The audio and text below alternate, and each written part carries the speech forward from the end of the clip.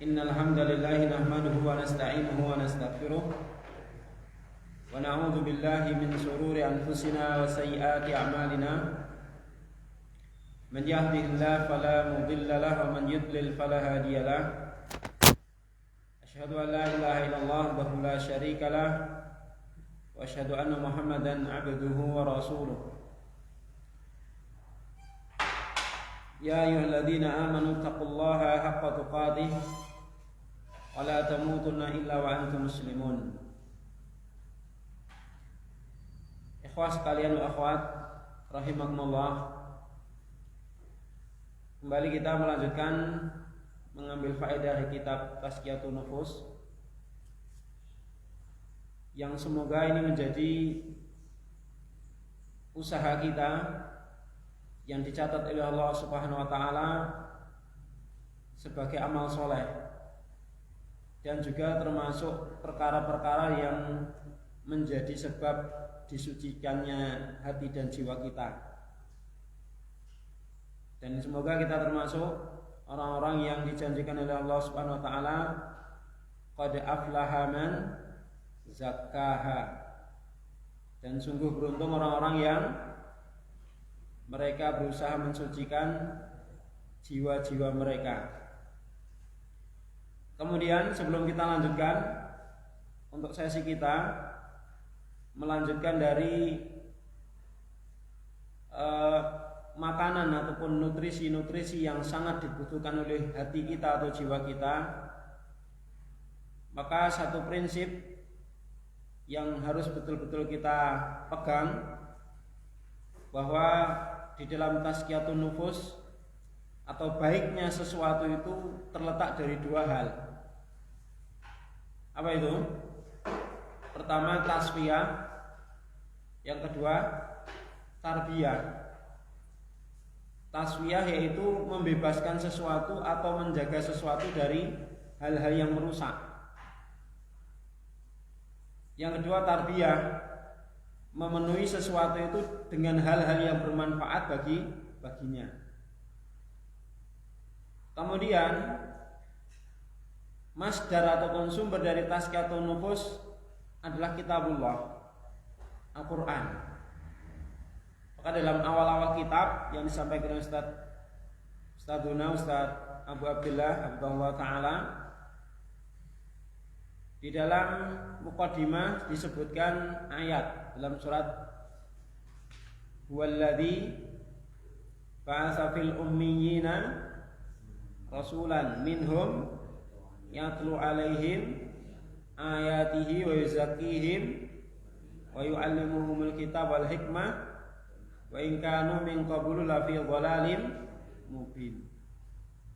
Dialah Allah yang telah mengutus Rasul dari kalangan mereka, yatlu alaihim ayatihi. Pertama, membacakan kepada mereka ayat-ayatnya Allah Subhanahu wa taala.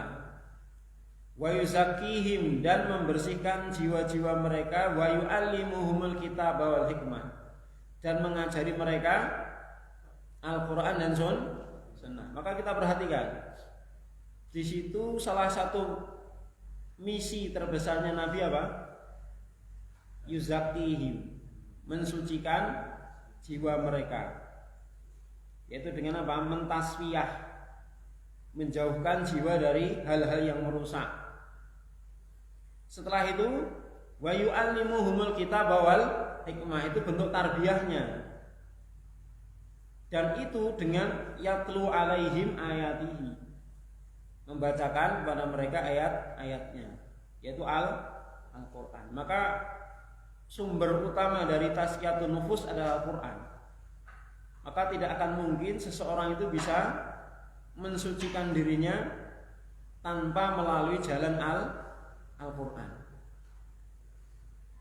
Maka di dalam pembahasan kita kali ini masih membahas 6 nutrisi penting, ya, 6 nutrisi penting yang dibutuhkan oleh jiwa kita. Pertama apa? Zikrullah.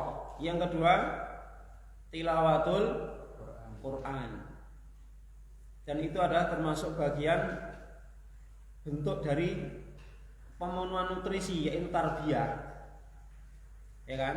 Jadi tarbiyah itu bentuk pemenuhan perkara-perkara yang dibutuhkan dan bermanfaat untuk jiwa.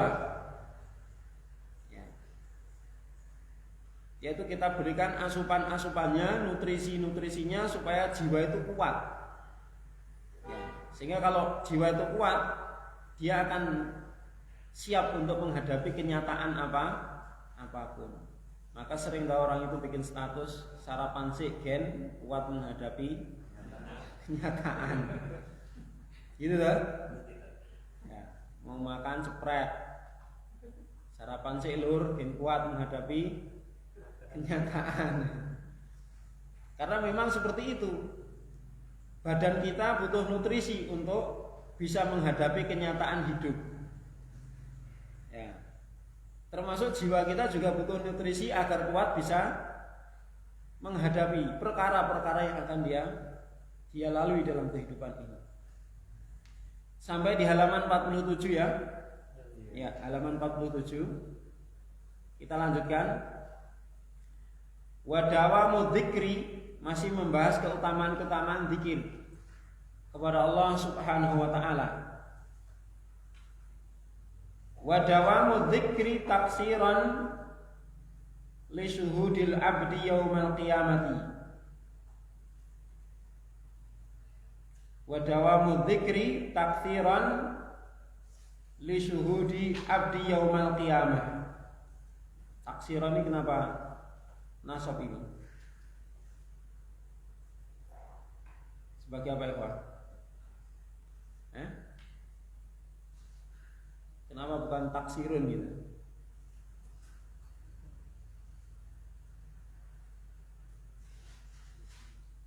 Kenapa bukan, kan dawamu pada itu kan kabarnya?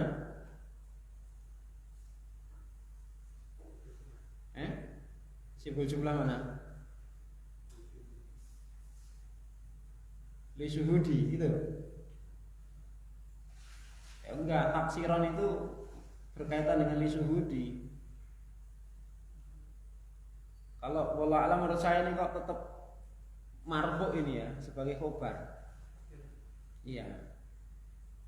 Jadi wadawamu dzikri taksirun li syuhudil abdi yaumal qiyamah. Nah kalau taksiron nasab sebagai apa kira-kira coba? Terus dawamu ini kalau mubtada itu khabarnya mana? Coba dalam kesempatan yang mulia ini sama-sama kita berburu khabarnya. Saya tuh baca belum ini khabarnya mana ini?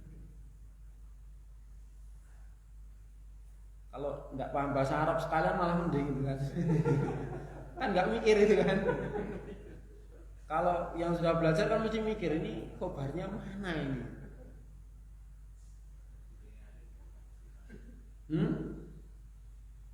Nah kalau dibaca marfu kan bisa. Selalu berzikir itu adalah gitu kan, menjadi penyebab banyaknya persaksian seorang hamba pada hari kiamat. Itu pas gitu loh. Ya kan? Dan kita dapati memang di beberapa kalimat ini ada kesalahan dalam penulisannya seperti kemarin yang sudah kita baca kemarin. Ya. Gimana? Kita ngikuti apa kita ngikuti apa yang kita ilmui atau ngikuti kitab ini? Kalau ngikuti kitab terus terang saya nggak ketemu itu loh. Antum ketemu nggak kabarnya?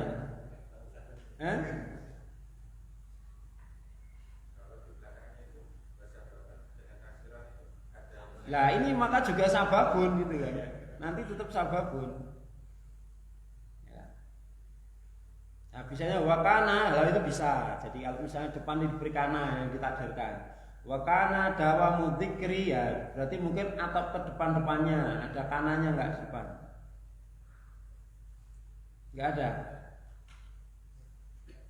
Enggak ada toh? Harusnya ini kalau ada kanan selesai. Ya kan? Wakana dawamu dzikri taksiron selesai. Ya kan? Ya berarti diniatkan ada kana itu aja kalau dibaca nasab ya. Kalau dibaca nasab berarti diniatkan ada kana. Kalau enggak itu berarti marfu. Jadi selalu berzikir itu menjadi sebab diperbanyaknya seorang hamba itu mendapatkan persaksian di hari kiamat. Wa sababun listighalil abdi anil kalamil batil. Dan menjadi penyebab hamba itu tersibukkan supaya tidak mengucapkan perkataan yang batil. Minal ghibah berupa ghibah wan namimah, adu domba dan yang selainnya. Fa imma lisanun dzakirun. Apa ini kabarnya? Fa imma lisanun dzakirun itu?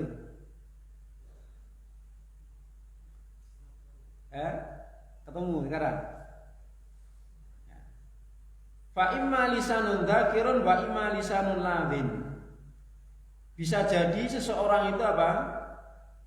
Nah, kalau ini khobarnya nggak bisa karena kan depan ini menyampaikan fadilah utama dzikir itu kan, sementara yang belakang ini menunjukkan dua kemungkinan. Fa imma lisanun dzakirun, maka bisa jadi seseorang itu lisannya terus berzikir, wa imma lisanun lagin, dan bisa jadi lisannya itu lisan yang lagin. Lagin itu apa? Mengucapkan perkataan yang sia-sia. Lagin isi mankus lah. Ya.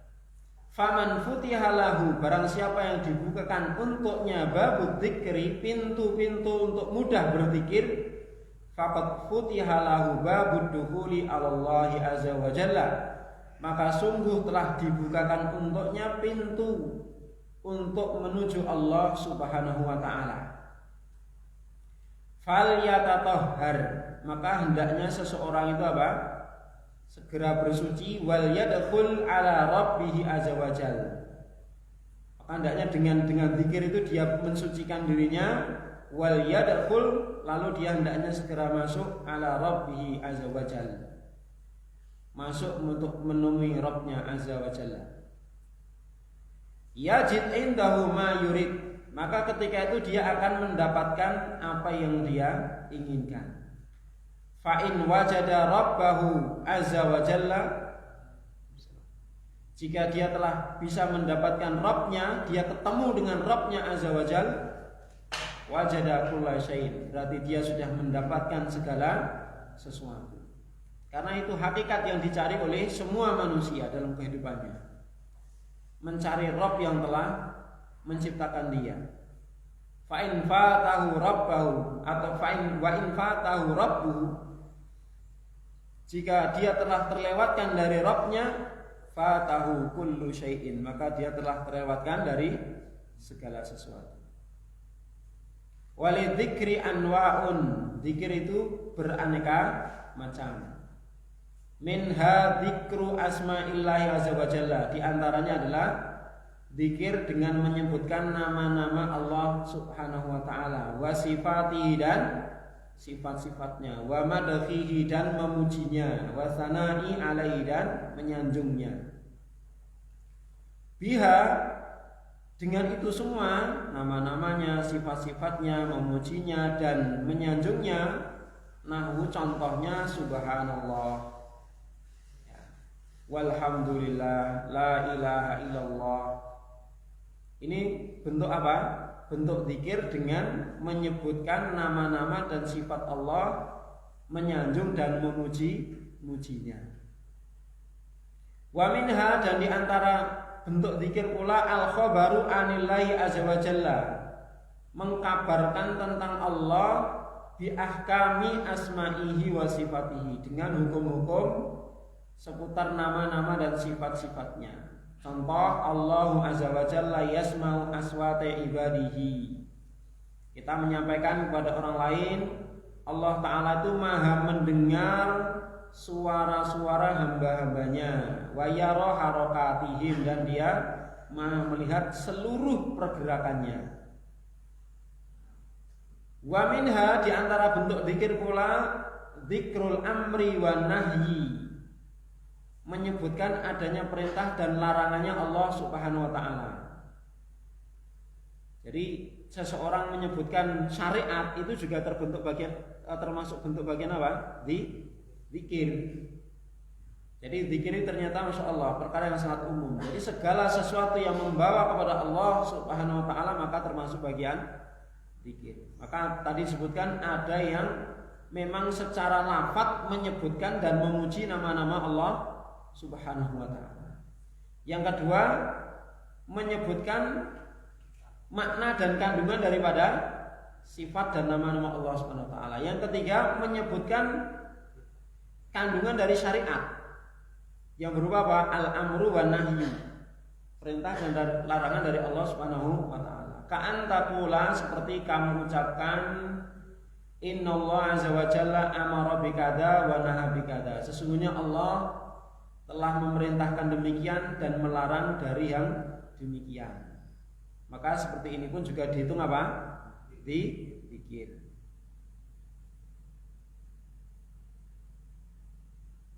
Wa min dzikrihi subhanahu wa ta'ala dzikru alaihi wa ihsanihi. Di antara zikir kepada Allah Subhanahu wa taala juga adalah mengingat, menyebut alaihi, apa ala? Nikmat-nikmatnya. Fa bi ayyi ala'i rabbikuma tukadziban.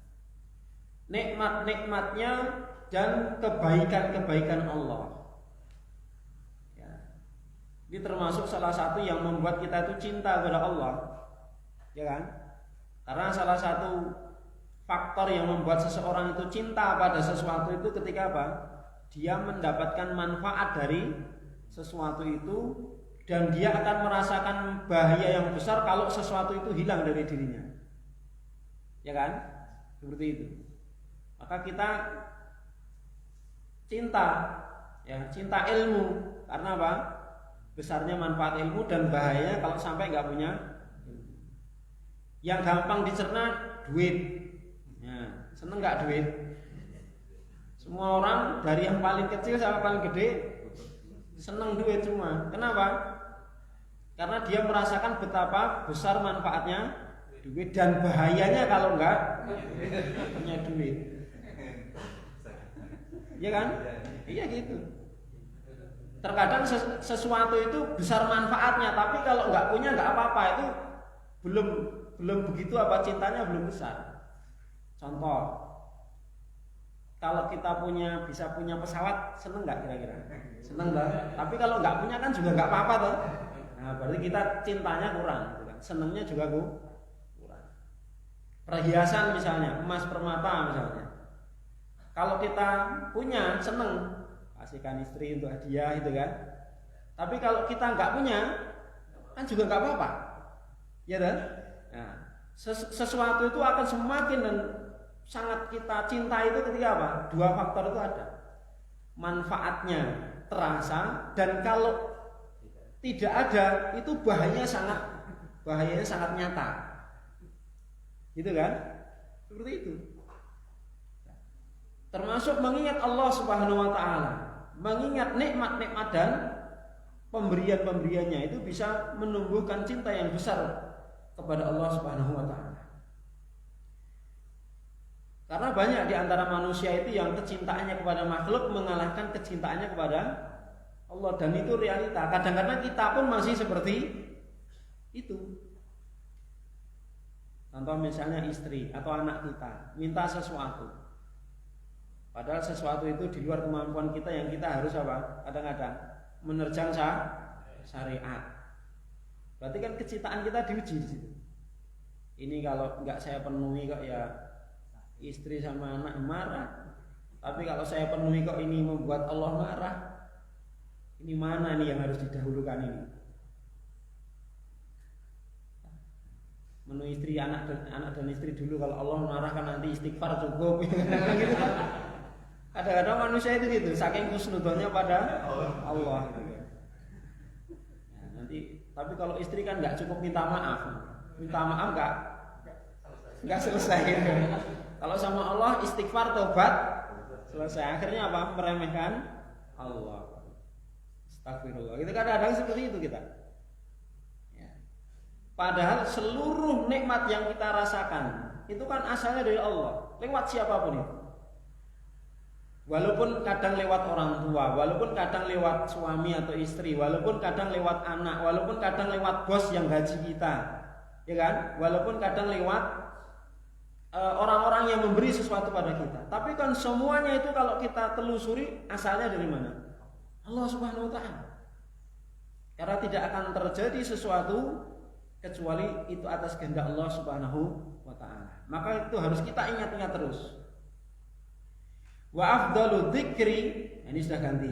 Fokus pada tilawatul Quran.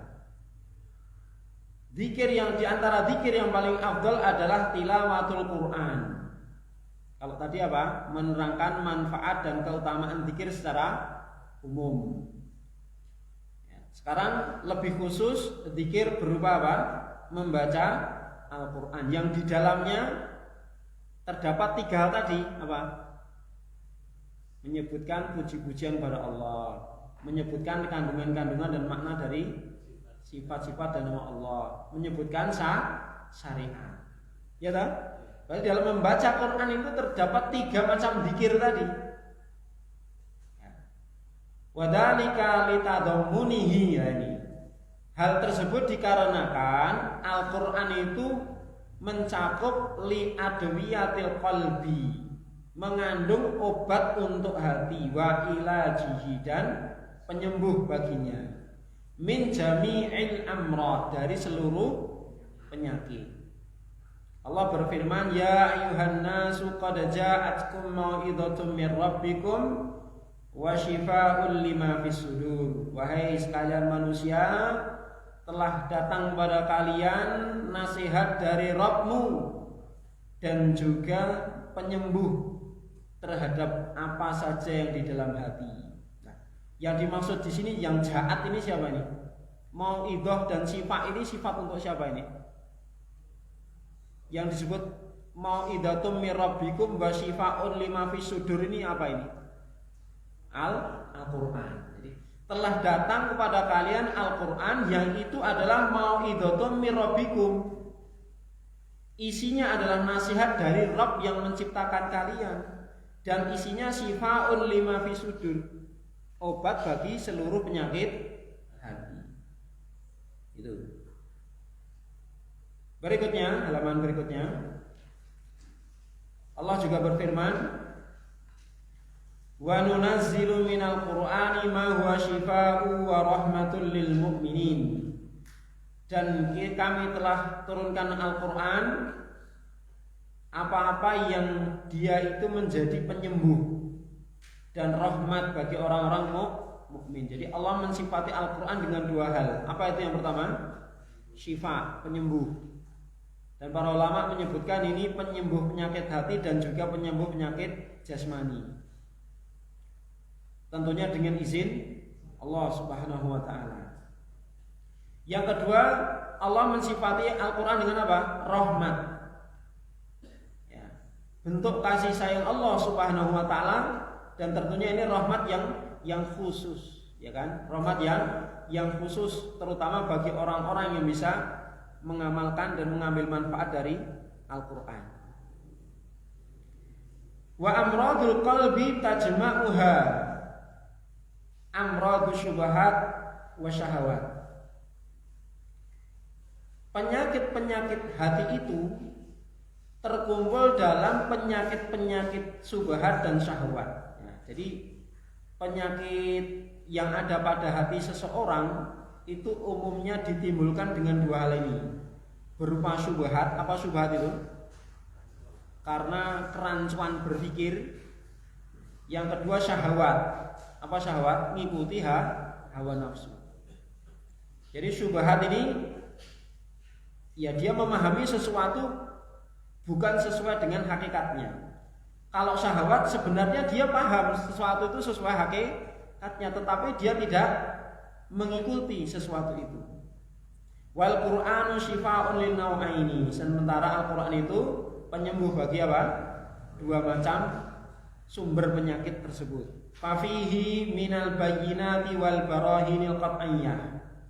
di dalam Quran terdapat penjelasan-penjelasan dan argumen-argumen yang pasti, yang jelas. Ma yubayyinul haqqo minal batil, yang bisa menjelaskan kebenaran, membedakan yang benar dari yang batil. Fatazulu amradu syubahi al-mufsidati lil ilmi, maka hilanglah penyakit syubhat-syubhat. Syubhat itu jamak dari apa? Syubhat. Al-mufsidah, yang merusak ilmu. Jadi yang merusak ilmu itu apa? Syubhat memang. Jadi perusak ilmu, hamanya ilmu itu apa? Syubhat. Wal idrak wa tasawur, dan cara pandang, wal idrak dan pengetahuan. Jadi ternyata syubhat itu bisa merusak ilmu, cara pandang, kemudian pengetahuan. Bihaitsu yaral asya'a ala ma hiya, di mana dengan dia selamat dari syubhat itu, yaral asya, dia bisa melihat segala sesuatu itu ala ma hiya, sesuai hakikatnya. Aslinya putih, dia memandang putih. Aslinya hijau, dia memandang hijau. Itu berarti apa? Berilmu, ya kan? Selamat dari syubhat. Dia dapat uang 100.000, nah, dia seneng banget. Tapi ketika dibelanjakan enggak laku, karena dia kena syubhat. Apa itu? Ternyata uangnya palsu. Berarti kena syubhat itu, ya enggak? Kena syubhat. Karena dia tidak bisa membedakan mana yang asli dan palsu, ya kan? Nah, dia kena penyakit syubhat, tidak bisa membedakan mana yang asli mana yang palsu. Nah, orang yang terbebas dari syubhat, maka dia ilmunya, tasawurnya, idraknya akan selamat. Dengan itu dia akan yaral asya alama. Iya, dia akan melihat segala sesuatu itu sesuai realitanya, hakikatnya. Lanjut. Faman darasal Qur'ana, barang siapa yang mau mempelajari Quran, wa khalata qalbahu, dan Al-Quran itu masuk ke dalam hatinya. Belajar Quran dan masuk, ini syaratnya. Belajar dan masuk. Belajar enggak masuk, nah, ini enggak dapat jaminan. Belajar Quran dan masuk. Jadi makanya apa? Ada satu kaum yang baca Quran, tapi Quran tidak melalui kerongkongannya, gitu kan? Ada tak kaum seperti itu yang dijelaskan oleh hadis itu? Nah, ini syaratnya darasal Quran wa khalata qalbahu, dan Quran itu menyatu, masuk ke dalam hatinya. Apa yang dia dapat? Ini fi'il jawabnya. Ya kan? Man syarat jawabnya absarul haqqa wal batila, maka dia bisa melihat, memandang dengan benar al-haqqa wal batil, bisa membedakan mana yang hak dan mana yang batil. Wa mayyaza bainahuma, bisa membedakan antara keduanya. Kama yumayyizu bi ainaihi bainal laili wan nahar, sebagaimana dia bisa membedakan dengan kedua matanya itu perbedaan antara siang dan malam. Orang kalau matanya sehat bisa membedakan antara siang dan malam. Ini siang atau malam ini? Baina ya. Mulai fase perpindahan ini.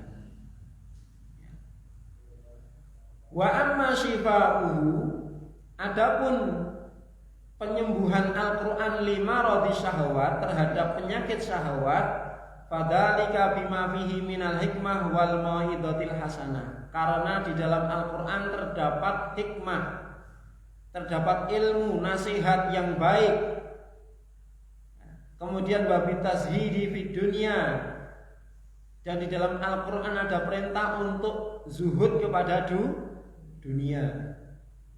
Yang mana zuhud terhadap dunia ini memang terutama zaman sekarang ini merupakan penyakit terbesar. Apa itu? Tamak, ya, bukan zuhud ya. Tamak terhadap dunia merupakan penyakit terbesar yang menghancurkan seseorang. Seseorang bisa jadi hilang ataupun berubah niatnya di dalam menuntut ilmu karena faktor dunia. Seseorang bisa berubah dari ilmunya sehingga dia mengikuti syahwatnya karena faktor dunia. Iya, jane aku yang ngerti ngono ku ra entuk, lan piye butuh. Ana ora golek utangan ya ora iso tumandang. Golek utangan nek ora ngebang ya ora ana sing diutangi. Jane yo ngerti riba. Haning, anggere seneng kok wis dah. Ya kan? Nah, itu namanya apa? Nah, tidak zuhud terhadap perkara dunia. Ya. Dan banyak yang seperti itu. Semoga kita dijaga oleh Allah Subhanahu wa taala.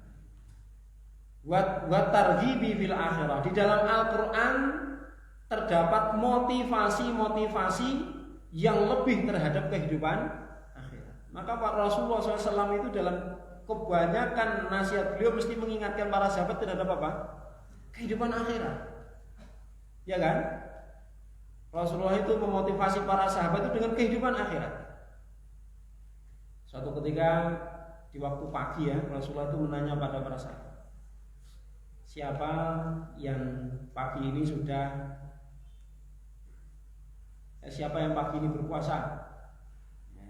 Abu Bakar jawab, saya. Siapa yang pagi ini sedekah? Siapa yang pagi ini sudah menjenguk orang sakit? Siapa yang hari ini sudah mengiringi jenazah?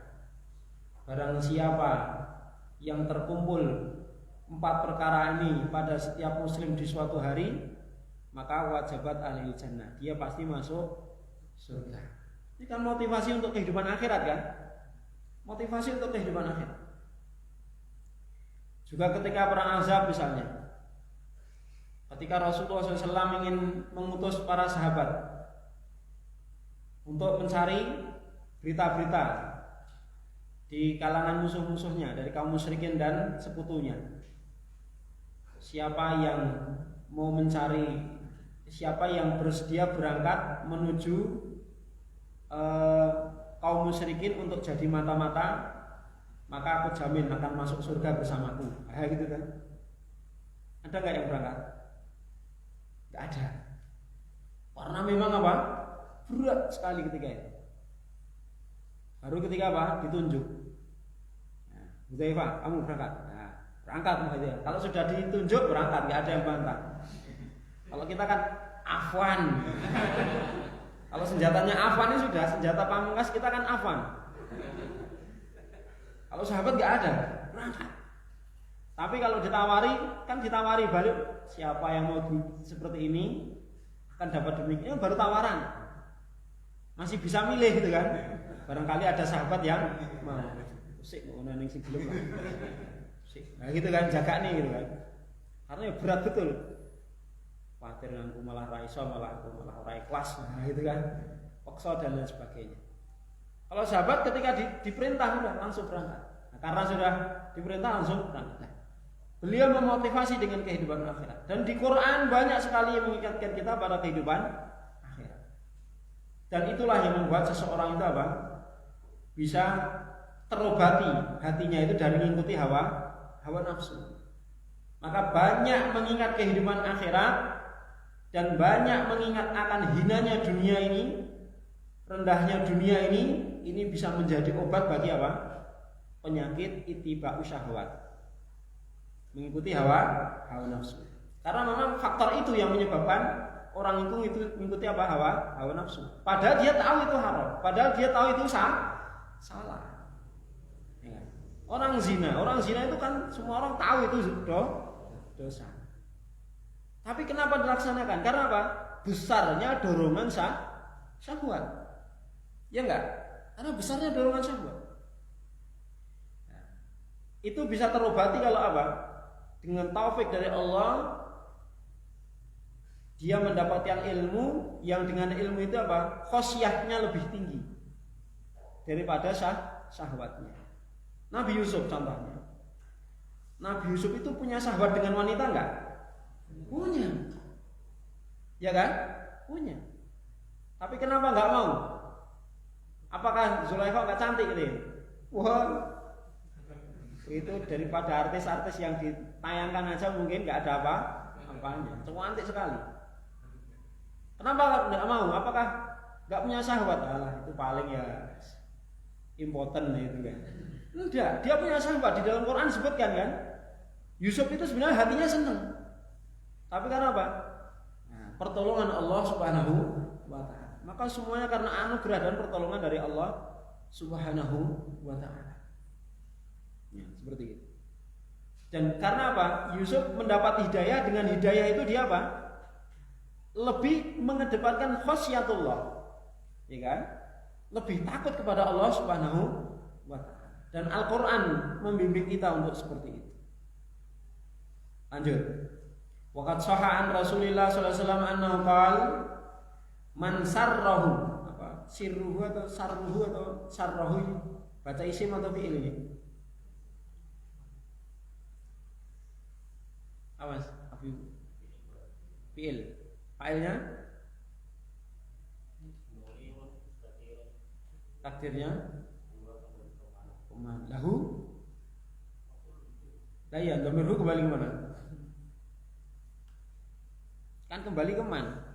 Masuk dua yang kembali ke man. Fa'ilnya mana? An yuhibba. Ya dah masdarmu. Ya. Kalau di dalam mutarat contohnya apa? Sarroni.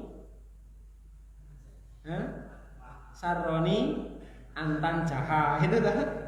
Sarroni sarra fi'il, fa'ilnya antan jaha. Barang siapa yang suka atau seneng an yuhibballah, dia itu mencintai Allah. Wa rasulahu, dan mencintai rasulnya, falyaqra, maka hendaknya dia membaca fil mushaf, membaca Al-Qur'an dengan mushaf. Jadi membaca paling afdal itu memang dengan mushaf, tidak dengan hafalan, walaupun memang itu ada keutamaan. Tapi kalau kita pas membaca, niat membaca, itu paling afdal seperti diterangkan oleh Imam Nawawi dalam kitab At-Tibyan. Itu membaca Al-Quran itu paling afdal dengan membuka mushaf. Dan kita membaca, karena itu memang makom kita makom membaca, bukan murojaah, ya kan?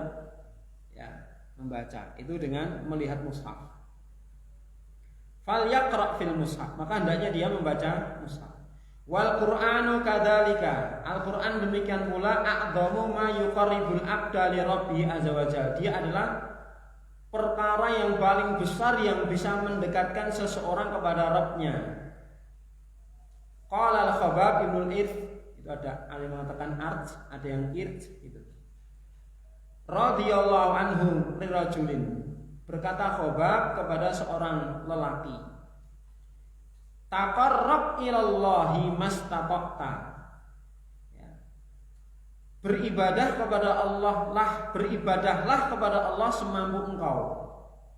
Wa'lam, ketahuilah, annaka, sesungguhnya kamu, lan tataqarraba ilaihi, tidak akan bisa mendekatkan diri kepadanya, bisyai'in ahabba ilaihi min kalami, dengan sesuatu yang melebihi, sesuatu yang lebih dicintai daripada membaca kalamnya Allah, yaitu Al-Quran. Paham maksudnya? Jadi artinya membaca Al-Quran itu termasuk sebab terbesar apa?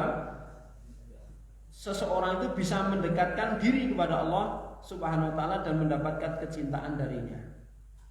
Wa qala Ibnu Mas'ud radhiyallahu anhu, man ahabbal Qur'ana ahabballaha wa rasulahu. Barang siapa yang cinta Quran, berarti dia cinta Allah dan Rasulnya. Sebaliknya, yang enggak cinta Quran berarti enggak cinta Allah dan enggak cinta Rasul. Kenapa? Karena Al-Quran kalamullah, yang bawa Rasul. Kalau dia benci Quran berarti benci dua-duanya. Wadih. Ya. Maka bentuk aplikasi cinta pada Allah dan Rasulnya, dia cinta pada Al-Quran. Nah, bentuk cinta Al-Quran bagaimana? Rajin membacanya dan sering berinteraksi dengannya. Qiraatan, al-tilawatan, wa tadabburan, wa amalan. Membaca, mentadaburi dan mengamalkannya. Berkata Utsman bin Affan, "Lau tahurat qulubukum ma syabi'at min kalami rabbikum." Seandainya hati kalian itu bersih, tidak dipenuhi oleh noda-noda maksiat, niscaya hati kalian itu masabiat, tidak akan pernah merasa puas min kalami rabbikum, dari membaca Al-Qur'an. Kenapa kita mudah capek baca Quran? Kenapa kita mudah bosan baca Quran? Ya karena hati kita memang. Karena faktor hati kita. Karena apa? Al-Quran itu makanan hati kita. Nah kalau hati kita nggak sehat, mesti apa? Agak diloloi sidik, mesti semutah-mutah itu kan? Ya nggak? Coba orang lapar, ketemu makanan enak, bagaimana? Kurang-kurang ya. Itu ibu lagi, itu kan? Ya nggak? Cek ning tunggale ora, itu kan? Serahane geruan was badan seneng itu kan? Itu kalau badannya sehat, lapar, ketemu makanan yang disenangi. Nah ini jiwa ketemu makanan yang disenangi, baru dimasuki dikit udah mutah, berarti apa? Sakit gitu kan? Ya enggak? Berarti sakit. Wabil jumlah, ya, ringkasnya, gitu kan? Wabil jumlah itu maksudnya ringkasnya. Fa'an fa'usai'in lil abdi, sesuatu yang paling manfaat bagi seseorang, huwa dzikrullah azza wajal, adalah zikir kepada Allah. Allah berfirman, ala bi dzikrillah tatmainnul qulub, dengan zikir hati menjadi tenang. Wa afdhalidz dzikri tilawatu kitabillahi azza wajal, sementara zikir yang paling afdal adalah membaca Al-Qur'an. Selesai nutrisi pertama dan kedua. Masih berapa? Masih berapa? 4 6 dikurangi 2 kan di depan sudah sampaikan nutrisi itu buahnya. Semua amal soleh itu nutrisi hati. Ya kan?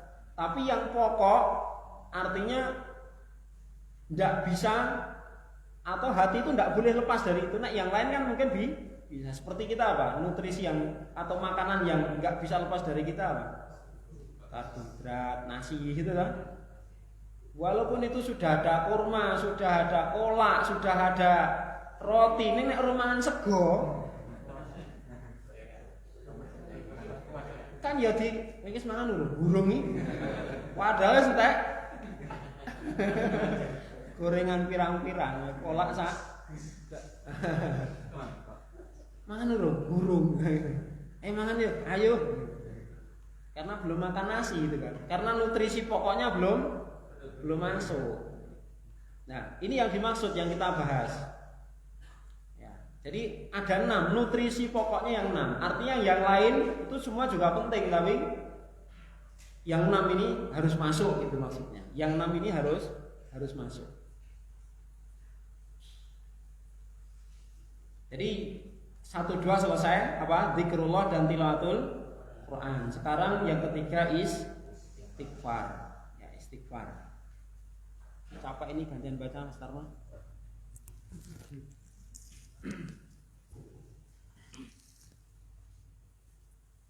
Bismillah.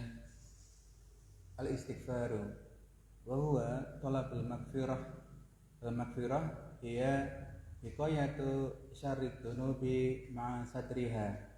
Wa qad kasura dzikrul istighfari fil Qur'an fataratan yu'maru bihi qaqauluhu subhanahu wa ta'ala astaghfirullaha innallaha ghafurur rahim. Wa taratan yumdahu ahluhu qaqaulihi ta'ala wal mustakbirina bil ashar. Wa taratan yudkaru annallaha yaghfiru liman istighfarahu kaqaulihi ta'ala wa may ya'mal su'an aw yazlim nafsahu thumma yastaghfirillaha yajidillaha ghafurur rahima. Wa katsiran ma yuqarrarnu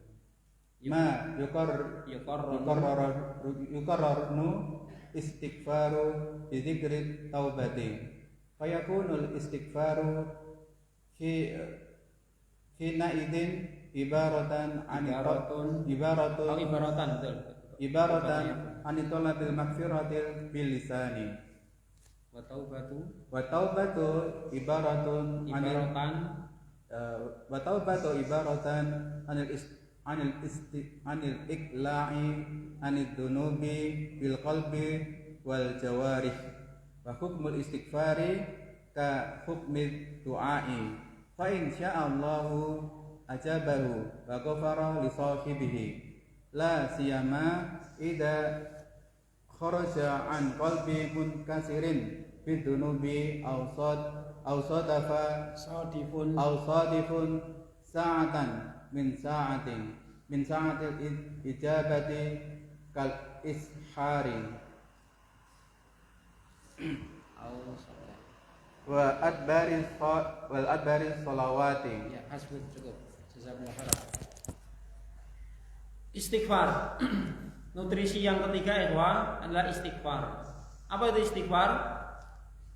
Thalabul maghfirah. Mohon pengampunan. Dan yang dimaksud maghfirah adalah dijaganya dari jeleknya dosa ma'asatriha, disertai dengan ditutupinya. Apa maksudnya? Dia dijaga dari jeleknya akibat-akibat dosa, dia dijaga dari akibat-akibat jelek dari dosa. Kemudian dia juga dijaga supaya tidak berbuat dosa lagi, gitu kan. Kemudian dosa yang lalu ditutupi. Nah, itu namanya maghfirah. Jadi ketika seseorang itu mendapat maghfirah dari Allah, dia satu mendapatkan apa? Karena setiap dosa yang dikerjakan mesti berimbas buruk. Jelas? Nah, ketika dia berbuat dosa dan mendapat maghfirah Allah Subhanahu wa taala, berarti dia mendapat apa? Dia dijaga dari dampak negatif dosa tersebut. Baik di dunia maupun di akhirat. Ketika mendapat maghfirah. Yang kedua, dosa itu ditutupi. Baik di dunia maupun di akhirat. Dosa itu ditutupi oleh Allah Subhanahu wa taala. Dan yang ketiga apa? Dia diantaranya apa? Dijaga dari perbuatan dosa yang sama di masa yang akan datang. Jadi mendapatkan tiga hal tersebut. Dan sungguh banyak sekali disebutkan lafaz-lafaz istighfar di dalam Al-Qur'an. Terkadang seseorang itu diperintahkan untuk beristighfar, ya kan? Dengan lafaz apa? Perintah. Contoh misalnya istaghfirullah, mintalah ampun kalian kepada Allah, sesungguhnya Dia Maha Pengampun lagi Maha Penyayang. Terkadang dalam bentuk apa? Orang yang beristighfar dipuji. Wal mustaghfirina bil ashar, dan orang-orang yang mereka beristighfar di waktu sahur. Ini sebagai dalil pula bahwa termasuk keutamaan waktu sahur apa? Memperbanyak istighfar. Atau memperbanyak makan. Memperbanyak istighfar. Karena tasaharu fa inna fi sahuri barokatan katanya. Berarti kan banyak makan sahur. Ya, di situ memperbanyak istighfar. Nah, di sini bentuknya pujian. Jadi sesuatu itu disebutkan keutamaannya ini kadang langsung disebutkan perintah. Karena apa? Sesuatu itu tidak diperintahkan kecuali mesti apa?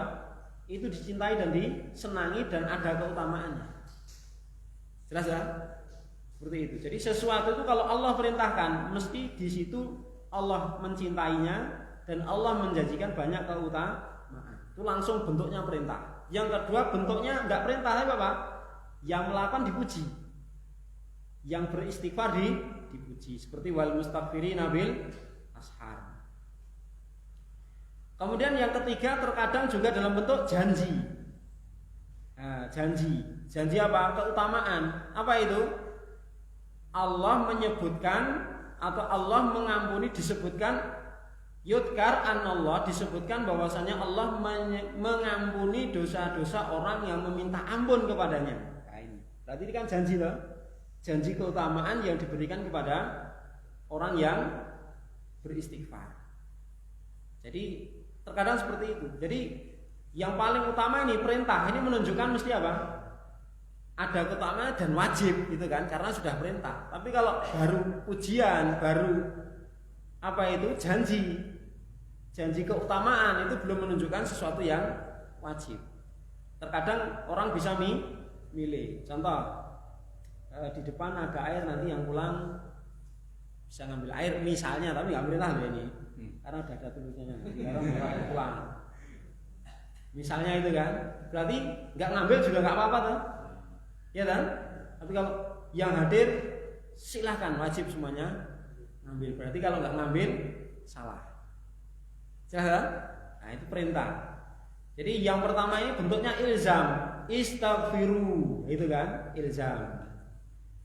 Yang kedua pujian, Allah memuji orang yang melakukannya. Yang ketiga Allah memberi janji berupa keutamaan, apa? Diampuni dosa-dosanya. Barang siapa, kata Allah, wa man ya'mal su'a, barang siapa yang mengerjakan keburukan atau mendolimi dirinya. Bedanya apa ini? Keburukan atau mendolimi dirinya? Jadi di sini kalau disebutkan bersama ini berarti ya'mal su'an ini kejelekan yang menyangkut orang lain. Karena kalau tidak, semua perbuatan buruk itu mesti mendolimi diri sendiri. Wa yatlim nafsahu, ini maksiat yang kaitannya dengan dirinya sendiri. Kalau ya'mal su'an ini muta'addi, kalau yatlim ini lazim. Tsumma yastaghfir, lalu dia istighfar. Maka dia akan menjumpai di sana Allah itu adalah zat yang maha pengampun lagi maha penyayang. Ya. Wa kasiron ma, artinya kasiron ma, seringkali kalimat istighfar di dalam Al-Qur'an itu dikaitkan, digandengkan, yukoronu, digandengkan dengan disebutkannya taubat. Istaghfiru wa tubu gitu kan, istighfar dan taubat. Ini kadang-kadang disebutkan bersamaan. Maka kalau disebutkan bersamaan istighfar dan taubat, maka maknanya istighfar ketika itu adalah ungkapan antola bil maghfirah bilisan, ungkapan dari meminta pengampunan kepada Allah dengan lisan. Jadi ketika seorang astagfirullah itu maksudnya istighfar ketika itu seperti itu. Sedangkan taubat adalah ungkapan anil iqla' minadz-dzunub, dari berhentinya seseorang dari dosa dengan hati dan anggota badannya. Nah itu. Jadi bedanya ketika istighfar dan taubat ini disebutkan bersamaan, maka istighfar yang dimaksud adalah apa? Minta ampun dengan lisan. Taubat meninggalkan maksiat dengan hati dan perbuatan. Jadi lisannya ngaku tobat, hati dan raganya meninggalkan. Jadi komplit tobatnya. Jadi hati, lisan dan anggota badan komplak gitu kan. Tidak astagfirullah sambil gedek-gedek ya kan. Tapi lanjut dalam maksiat. Ini namanya enggak komplak gitu kan, enggak klop. Ya. Itu bedanya. Namun ketika disebutkan sendirian, istighfar sendiri, taubat sendiri berarti apa? Ya sama-sama mencakup keduanya. Ketika lafaz taubat saja berarti mencakup istighfar. Ketika lafaz istighfar saja berarti mencakup juga taubat. Wa hukmu istighfar, dan hukum istighfar itu seperti hukum doa. Apa itu? Jika Allah menghendaki ya Allah mengabulkan, kalau Allah menghendaki ya Allah mengampuni. Ya, jadi semua tergantung masyiah. Artinya apa? Di dalam istighfar pun juga seperti seseorang itu berdoa harus ada adab-adabnya. Sehingga ketika istighfar pengen dikabulkan oleh Allah berarti juga harus memenuhi hal-hal yang harus dipenuhi seseorang ketika berdoa. La siyama, terlebih lagi idza kharaja, jika doa itu keluar atau muncul dari hati yang munkasir. Yang apa munkasir itu? Betul-betul hancur. Maksudnya hancur apa? Karena sudah menyesal karena berbuat dosa. Ini berarti sodafa ini, karena ini atau ke khoroja berarti sodafa ini. Ya. ya kan? Sodafa atau kharaja. Jadi terlebih lagi kalau doa itu muncul betul-betul muncul dari hati yang sudah hancur luluh, menyesal karena banyak dosa. Atau doa tersebut atau istighfar tersebut sodafa bertepatan dengan saatan waktu di antara waktu-waktu dikabulkannya doa. Contohnya apa? Ashar, waktu sahur. Adbar sholawat, apa itu? Setelah sholat fardu. Itu. Baca lagi, siapa ini?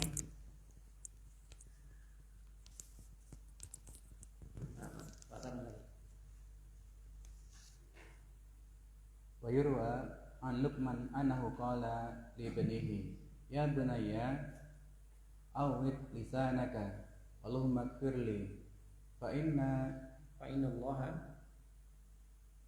Allah sa'atin la itu bukan fa inna Allah ya, fa inna lillahi sa'atin gitu. Masa Allah waktu kan nggak pas toh. Fa inna Allah sa'atun salah. Khobarnya lillah, isimnya sa'atin. Ini isimnya ini sa'atin, bacanya ini nasab sebagai isimnya inna. Lillah ini alifnya dihilangkan. Ya mungkin ini ketika di fotokopi atau dicetak ini tintanya jemblok gitu ya.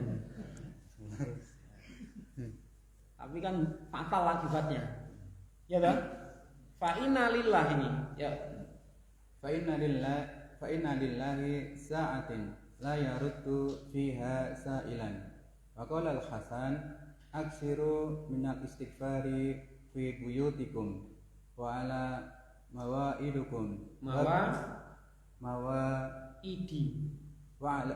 mawaidikum wa fi turukikum wa fi aswaqikum wa fi majalisakum ada fi majalisikum. Ya, asalnya majalisa, tapi karena mudhof tetap majalisi ya kan.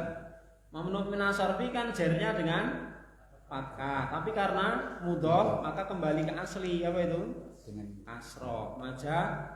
Kalau tanpa kum betul wafi majalisa betul, tapi karena mudhof ke kum jadi majalisi. Terus wa inna ma kuntum fa innakum ma tadruna mata tanzilul maghfiratu. Ya, hasbuk, jazakumullah khairan. Diriwayatkan dari Luqman bahwasanya dia berkata kepada anaknya. Berarti ini apa? Luqman Ibnu Hakim ya. Ya. Luqmanul Hakim berkata kepada anaknya, "Wahai anakku." Ya bunayya, itu bukan ya bani ya, itu apa? Ya bunayya, wahai anakku. Awit, ya, apa awit? Biasakan lisanmu itu mengucapkan Allahumma gfirli. Ini istighfar ini. Allahumma gfirli. Biasakan lisanmu membaca Allahumma gfirli. Karena Allah memiliki waktu-waktu, nah itu kan lillah, Allah memiliki, karena sesungguhnya Allah memiliki waktu-waktu yang la yaruddu biha sa'ilan. Di waktu itu Allah tidak akan pernah nolak siapa saja yang minta. Di waktu-waktu itu gitu loh. Berarti di waktu-waktu yang lain kadang Allah nolak itu kan. Ya kan?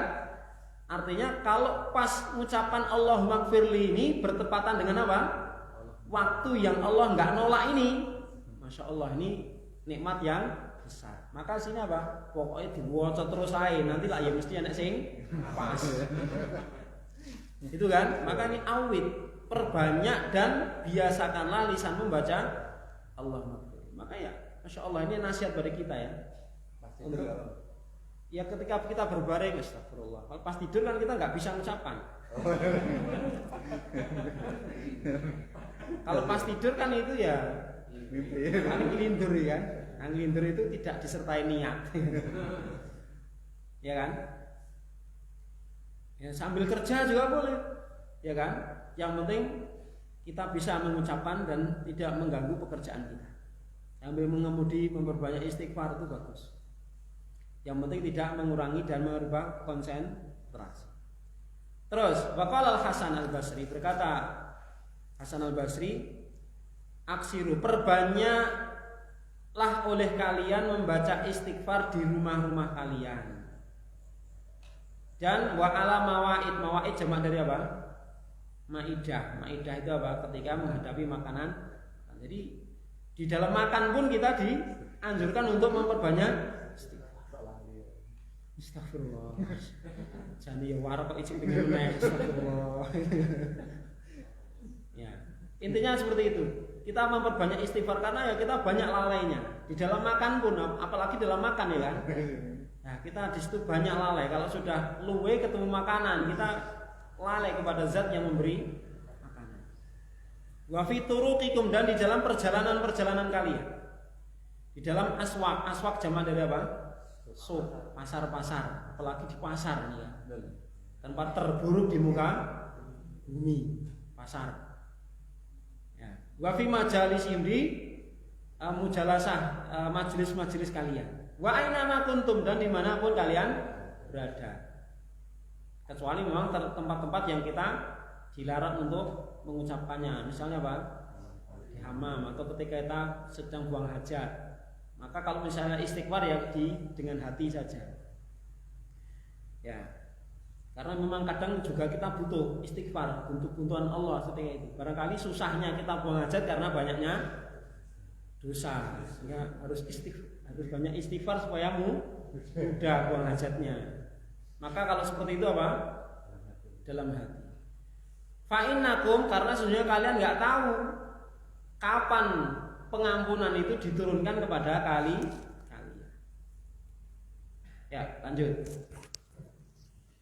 Wa fi sahih al-Bukhari an Abi Hurairah radhiyallahu anhu an Nabi sallallahu alaihi wasallam qala, wallahi inni la astaghfirullah wa atubu ilaihi fil yaumi aktsara min 70 maratan. Wa fi sahihaini an Abi Hurairah radhiyallahu anhu qala, sami'tu Nabiyya sallallahu alaihi wasallam qala, inna 'abdan atnaba damban faqala rabbi adnabtu danban faghfir faqala rabbuhu alima 'abdi anna lahu rabban yaghfiru danba wa ya'khudhu bihi ghafartu li 'abdi summa makasa ma sya'allahu summa atnaba danban faqala rabbi atnabtu akhar faghfirhu faqala alima 'abdi anna lahu rabba yaghfiru danba wa ya'khudhu bihi ghafartu li 'abdi summa makasa ma sya'allahu summa atnaba danban faqala rabbi atnabtu akhar faghfirli faqala alima 'abdi anna lahu rabba yaghfiru danba wa ya'khudhu bihi ghafartu li 'abdi salasan falyamal ma syaa. Fa fi riwayatil Muslim annahu qala fi salisati qad ghafartu falyamal ma syaa.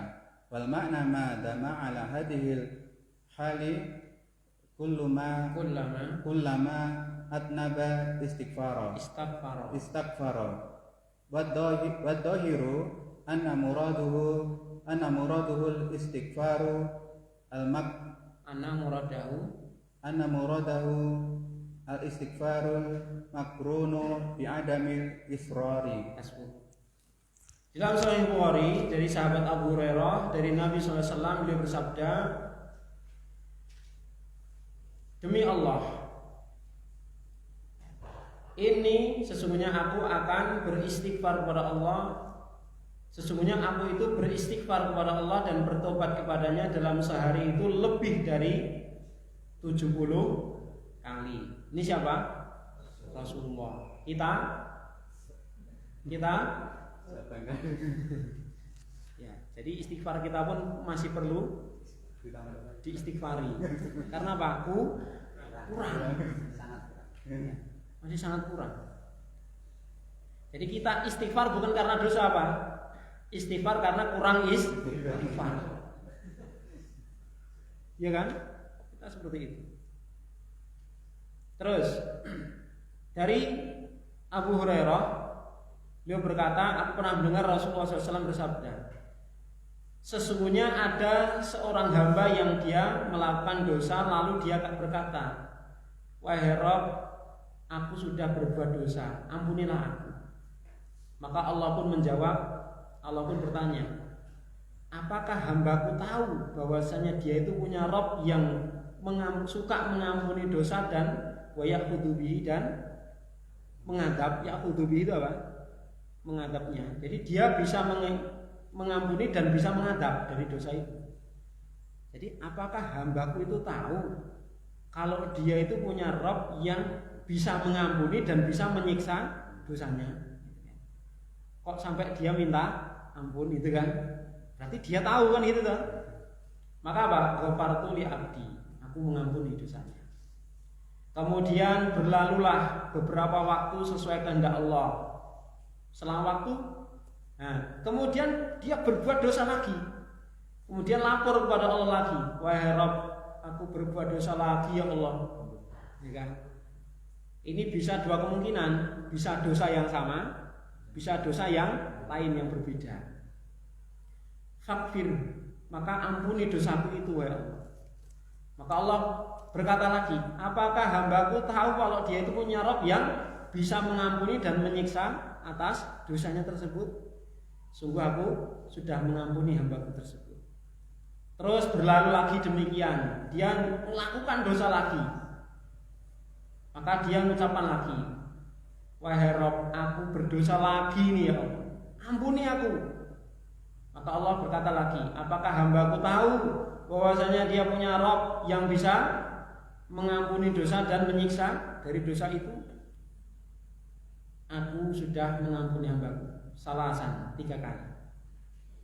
Maka falyakmal masya'a, maka hendaknya dia berbuat, silahkan berbuat sesukanya. Wa fi riwayatin Muslim, di dalam riwayat yang lain, anau qala fi salisa, bahwasanya hamba ini apa? Atau Allah Subhanahu wa taala mengatakan pada jawaban yang ketiga, qad ghafartu, aku sungguh telah mengampuninya, maka hendaknya dia silahkan berbuat apa saja yang dia kehendaki. Sak senenge dhewe boleh gitu ya. Artinya Allah menjanjikan pengampunan dosa baginya. Karena apa? Kuatnya keyakinan maghfirah kepada Allah Subhanahu wa taala. Namun di sini perlu diperhatikan, seolah-olah ini melegalkan kita itu bebas berbuat maksiat, sing penting tobat. Perlu istighfar. Didik ora apa istighfar. Enggak, mana perhatikan. Wal makna artinya selama dia itu dalam keadaan seperti ini.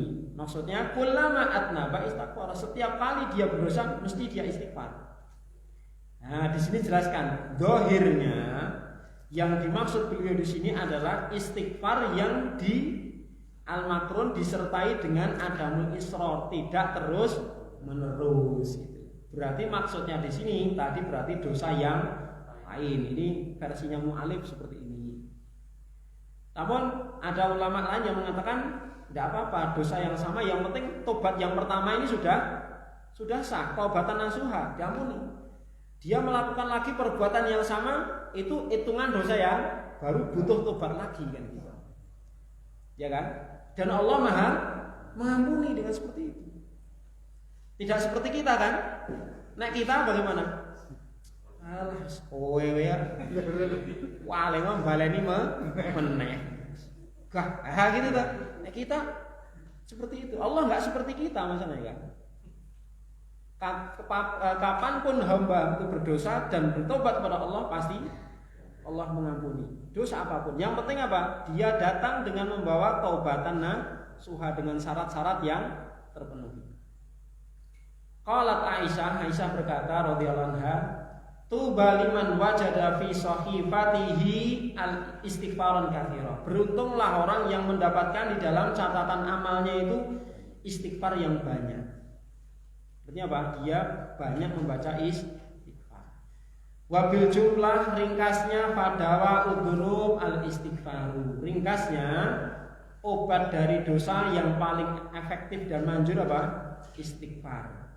Tentunya apa? Istighfar secara umum adalah istighfar yang dimaksud mencakup taubatan nasuh.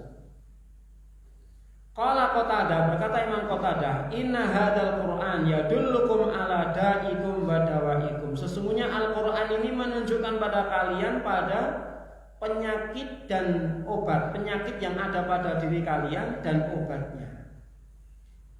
Fa'amma da'ukum fadhunub. Adapun penyakit yang biasa menerima kalian adalah dosa. Menimpa kalian adalah dosa. Penyakit kalian itu dosa. Wa amma da'ukum fal istighfar. Adapun obatnya adalah istighfar. Qala Ali karramallahu wajhahu. Berkata Ali karramallahu wajhahu. Kenapa doanya karramallahu wajhahu? Ya, karena ada yang menjelaskan bahwa Ali ini tidak pernah melihat hal yang maksiat. Ya, Ali ini tidak pernah melihat tidak pernah mengerjakan kesyirikan. Berbeda dengan yang lain seperti Umar bin Khattab, itu kan melalui masa-masa itu gitu kan. Kalau Ali enggak. Ya, Ali tidak. Ini kata para ulama seperti itu. Sehingga apa? Banyak ulama mendoakan karramallahu wajhahu karena wajahnya tidak pernah melakukan dan tidak pernah sujud ya, tidak pernah sujud kepada berhala. Ini. Maka doa karramallahu wajhahu ini kata para ulama karena apa? Ali tidak pernah sujud kepada berhala. Allah a'lam. Ma alhamallahu subhanahu abadan al-istighfar wa huwa yuridu an yu'adzibahu.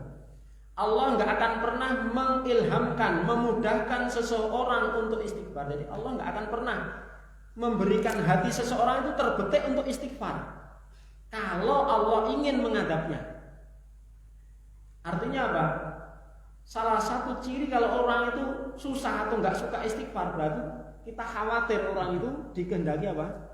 Adab oleh Allah Subhanahu wa taala. Wabe, ya seperti itu. Selesai? Mohon maaf ya, lebih 5 menit ini karena tanggung tadi kalau mau saya putus kok. Berikutnya apa? Nutrisi ketiga, keempat doa dan adab-adab doa. Alhamdulillah kita sudah menyelesaikan nutrisi hati yang ke 1, 2 dan 3. Semoga Allah memudahkan untuk kita melanjutkan pada materi berikutnya dan semoga Allah mencukupi hati kita, jiwa-jiwa kita dengan nutrisi-nutrisi yang baik yang sudah Allah Subhanahu wa taala sediakan buat kita semuanya. Demikian wallahu taala alam shawab. Sallallahu alaihi wa sallam. Alhamdulillahirabbil alamin. Assalamualaikum warahmatullahi wabarakatuh.